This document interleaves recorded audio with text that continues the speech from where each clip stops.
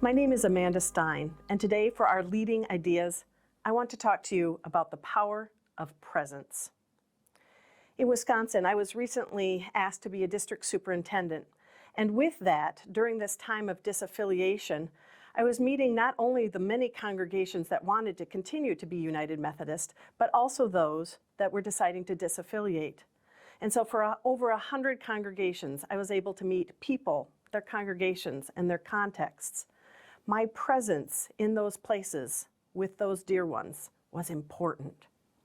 Jesus, in the story that we received during this time of resurrection, during this time of Easter, we are reminded of the power of being physically present with other people.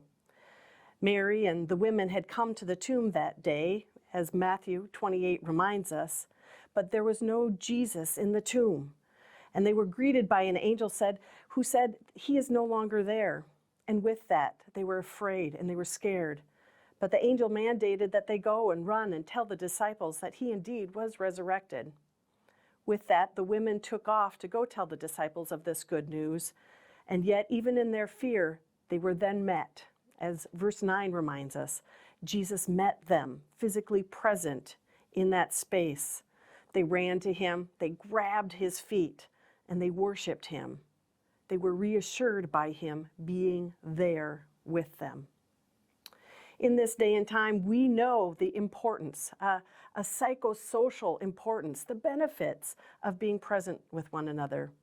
We are able to build community. We are able to build trust, set the foundation for connections and relationships with one another.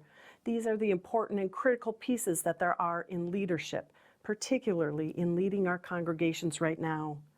Following a time of isolation in our homes during COVID, the struggles that our congregations are having after the time of COVID, getting people back in the pews and missing folks of all ages and demographics, and especially our families with young children. We need to be present for one another. And even in those churches that have decided to disaffiliate from the United Methodist Church, showing up, being present meant something to them.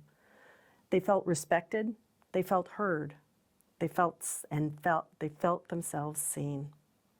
With that, I encourage you to recognize the power of presence, the physical, emotional, and spiritual meaning that there is of being one with one another.